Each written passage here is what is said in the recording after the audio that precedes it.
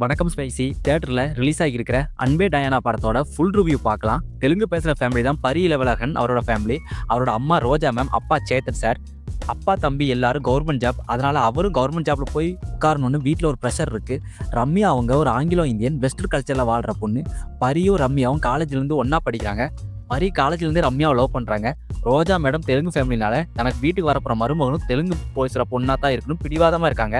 ஆனால் ரம்யா மேலே பரிக்கு லவ் இருக்குது. ரம்யா லவ்வை அக்செப்ட் பண்ணல. பரியோட பெஸ்ட் ஃப்ரெண்டாக பரிதாபங்கள் கோபி இருக்காரு. ரோஜா அவங்க பரிக்கு தன்னோட தம்பி பொண்ணான நிக்கிலாவை நிச்சயம் பண்ணுறாங்க. ரம்யாவுக்கு பரி மேலே லவ் ஓகே சொல்லிடுறாங்க.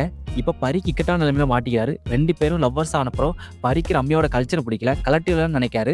ஆனால் உள்ளுக்குள்ள உண்மையாக லவ் பண்ணுறாரு. அதனால வர பிரச்சனை சரியாகுது.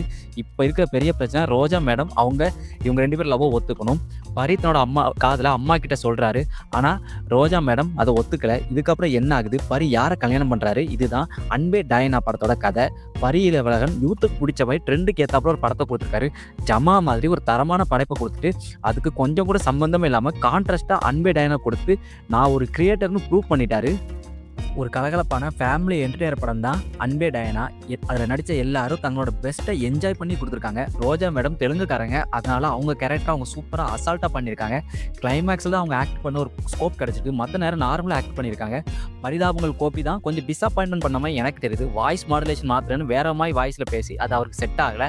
அவரையும் ரொம்ப யூஸ் பண்ணல இந்த படத்தில் இன்னொரு மாஸ் பண்ணது யாருன்னா சேத்தன் சார் தான். மனசை அலற விட்டார் காமெடியில். நீங்கள் உங்கள் வீட்டில் பார்க்குற அப்பா கேரக்டர் அப்படியே ஸ்க்ரீனில் காட்டியிருக்காரு. செமையாக பண்ணியிருக்காரு ஆக்டிங்கில். பரி இளவழகன் அவர் தான் இந்த படத்தோட டேரக்டர். ஹீரோவும் நடிச்சிருக்காரு. தனக்கு எது வரும் எது வராதுன்னு அவருக்கு நல்லா தெரிஞ்சிருக்கு. அதை பக்காவாக பண்ணியிருக்காரு. ரம்யா ஆங்கில இந்தியன் பொண்ணாக சூப்பராக நடிச்சிருக்காங்க.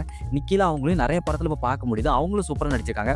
மியூசிக், கேமரா ஒர்க்லாம் சூப்பராக இருக்குது. கிளைமேக்ஸில் பரி பேசுகிற டயலாக் தான் பல பசங்களோட மனசு. நம்ம அம்மா அப்பாவை புரிஞ்சுப்போம். ஆனால் அவங்க நம்மளை புரிஞ்சிக்க மாட்டாங்க. புரிஞ்சுக்கிட்டா நல்லாயிருக்கும். ஒரு சூப்பரான காமெடி, லவ், ஃபேமிலி என்டர்டெயின் படம் தான் அன்பே டயானா. ஃபேமிலியோடு உட்காந்து பாருங்கள், நல்லாயிருக்கு. தியேட்டரில் போய் பாருங்கள். இந்த மாதிரி சினிமா ரிவ்யூ, சினிமா வீடியோ பார்க்க சினிமா ஸ்பைசி யூடியூப் சேனலை சப்ஸ்கிரைப் பண்ணுங்கள்.